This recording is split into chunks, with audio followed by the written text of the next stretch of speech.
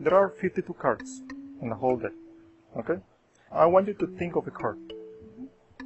It can be any card you want. There are 52 cards. So I want you to think of any card. You already have one in mind, right? Yes. Okay. Now, there is not any kind of setup or arrangement. I want to make a prediction, okay? So this is really going to be important. Okay, I changed my mind, but this is where my money is going, okay? I'm so sure this is going to be your card. But let's see. Which card is the card that you're thinking of? Three of clubs. There you have it. That's the 3 of clubs.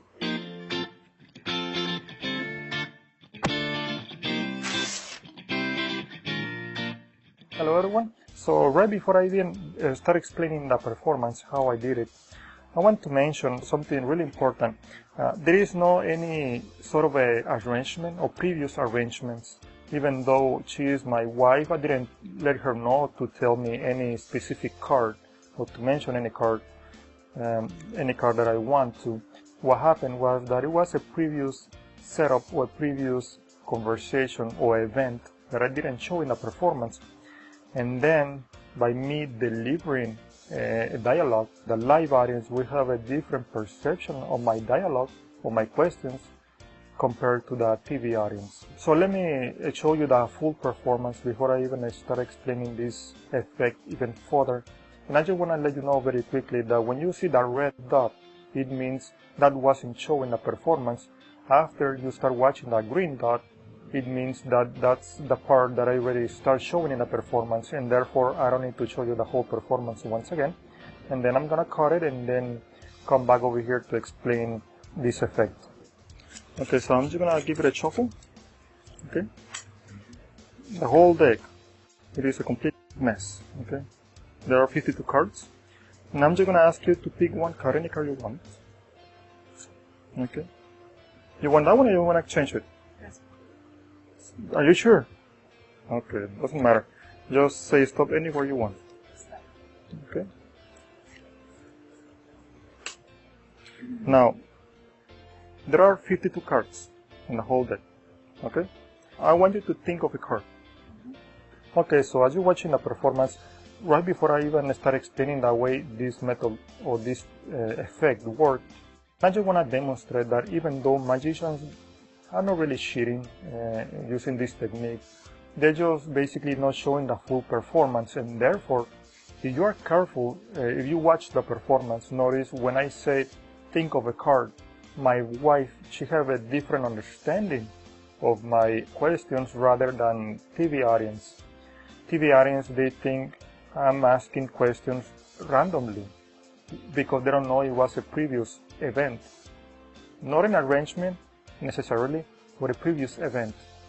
And that's why my questions have two different meanings or understandings for live audience compared to TV audience. This is a really clever technique or principle that a lot of TV magicians or mentalists, they're taking advantage of, because a lot of people, they don't know what happened before the performance. And this is not really limited to this specific technique. Okay, so let me explain what happened in the performance. A lot of you, I'm sure you already know how it was done. This is the key card. I don't really care which is the key card. It can be any random card. They can even shuffle the deck. Then I just need to take a peek at the card at the bottom. Okay, so they take any card. Let's say that card. It is the King of Diamonds, as you can see. I just need to remember the 7 of spades.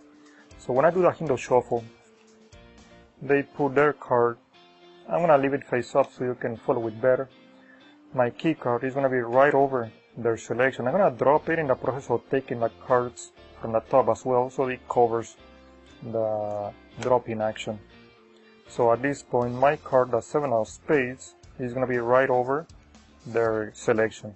And I'm just gonna leave it right in the side, and then the dialogue begins. And I'm not really encouraging people to pursue or to keep deceiving people. I'm trying to educate people rather than encouraging people. Okay, but that's going to be up to you, whatever you want to do anyway. This is a really clever method, not subject to this specific performance. There are endless ways to do this performance. It can be with dice. Let's assume I ask the spectator to get a dice and just look at it. But you don't know what happened before. I probably ask the audience to take any card and just remember the value. Maybe I have cards from 1 to 6 because those are the numbers of the dice. And then just look at the value. Don't look at a shape or anything. Or any other method you want to use. Then they see the number 1. Okay, let's say. So then when I start rolling the video, the camera, I ask the audience, okay, just look at the dice. You can look at any number. But before I even start showing it in a performance, I already tell them in advance that that number that I'm going to ask them is going to be the same number they look at the card in the deck of playing cards, obviously. So when a video starts rolling and they start showing it in TV, you know, TV audience, like I explained, they're going to have a different perception of the dialogue and the questions the illusionist is asking the audience. And this is just the basics, okay? This is a really common question that a lot of people, they've been asking me on my channel. And I really hope you enjoy this tutorial.